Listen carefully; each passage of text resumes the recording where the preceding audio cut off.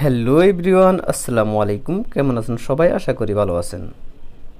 নির্বাচনে একটি পোস্টার ডিজাইনে পিএলপি ফাইল নিয়ে হাজিরলাম আপনাদের মাঝে। এই পিএলপি ফাইলটি কাস্টমাইজ করার জন্য আপনাদের প্রয়োজন হবে ব্যাকগ্রাউন্ড রিমুভ করা ফটো একটি পিএলপি ফাইল।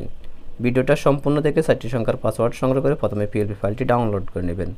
আর এই পিএলপি ফাইলটি কাস্টমাইজ করার জন্য আপনাদের প্রয়োজন হবে একটি পিক্সেলল্যাব অ্যাপ্লিকেশন। পিক্সেলল্যাব অ্যাপ্লিকেশনটি আপনারা প্লে স্টোরে পেয়ে যাবেন বা এই ভিডিওর ডেসক্রিপশন বক্স থেকে পিক্সেলল্যাবটি ডাউনলোড করে ইনস্টল করে নেবেন। এখন আমি আপনাদেরকে দেখিয়ে দিব কীভাবে আপনারা পিএলপি ফাইলটি ইনপুট করবেন, কাস্টমাইজ করবেন। পিএলপি ফাইলটি ইনপুট করার জন্য প্রথমে 3 ডটে ক্লিক করে দিতে হবে। তারপর আপনারা এখান থেকে ওপেন ডট পিএলপির মধ্যে ক্লিক করে দিতে হবে। তারপরে একদম উপরে দেখতে পারবেন ডট পিএলপি, আপনারা এখানে একটা ক্লিক করে দিবেন। আপনারা দেখতে পাচ্ছেন নির্বাচনী পোস্টার ডিজাইনে পিএলপি ফাইল। এই পিএলপি ফাইলটি আপনারা 4টি সংখ্যার পাসওয়ার্ড দিয়ে ডাউনলোড করে নেবেন।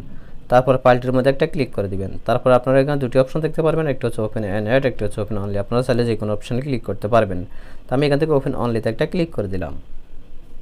ওয়েলকাম ভিউয়ার্স, দেখতে পাচ্ছেন পিএলপি ফাইলটি পিএলপি ইনপুটে গেছে। এখন শুধু কাস্টমাইজ করব।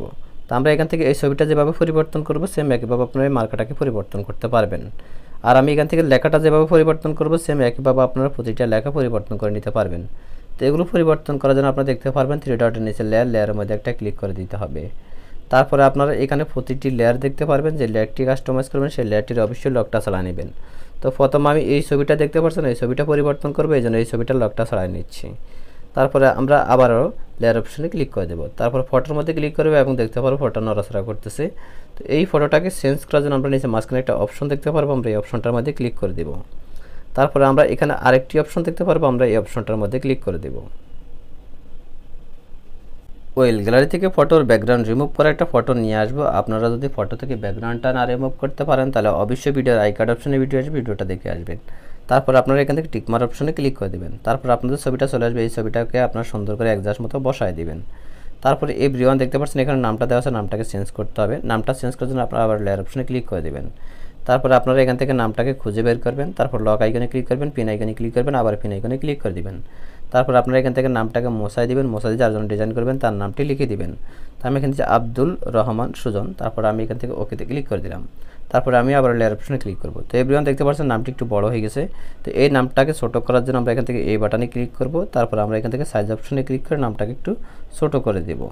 তারপরে আমরা চাইলে এই নামটাকে উপর নিচে করার জন্য আমরা এখান থেকে পজিশন অপশনে ক্লিক করব। তারপরে চাইলে আমরা নামটাকে উপর নিচে করে নিতে পারবো। তারপর আমরা এই ডিজাইনটি সেভ করব। সেভ করার জন্য একদম উপরে সেভ আইকনটা দেখতে পারবো, এখানে একটা ক্লিক করে দেব। তারপর আমরা এখান থেকে সেভ আজ ইমেজে ক্লিক করব। তারপর আমরা এখান থেকে সেভ টু গ্যালারিতে ক্লিক করব। ক্লিক করার সাথে সাথে ডিজাইনটি সেভ হয়ে আমাদের গ্যালারিতে চলে যাবে। তো আজকের মতো ভিডিওটা এই পর্যন্ত। যদি ভিডিওটা আপনাদের কাছে ভালো লেগে থাকে তাহলে অবশ্যই আপনার হাতের আঙুল দিয়ে একটা লাইক করবেন, কমেন্ট করবেন, চ্যানেলটি সাবস্ক্রাইব করে রাখবেন। আর এই ডিজাইনটি করতে আপনাদের যদি কোথাও কোনো সমস্যা হয়ে থাকে তাহলে অবশ্যই আপনারা আমাদের টেলিগ্রাম গ্রুপ আছে, হোয়াটসঅ্যাপ গ্রুপ আছে, আপনারা জয়েন্ট হয়ে আপনাদের সমস্যার সমাধান করে নেবেন। ধন্যবাদ সবাইকে। আল্লাহ হাফেজ।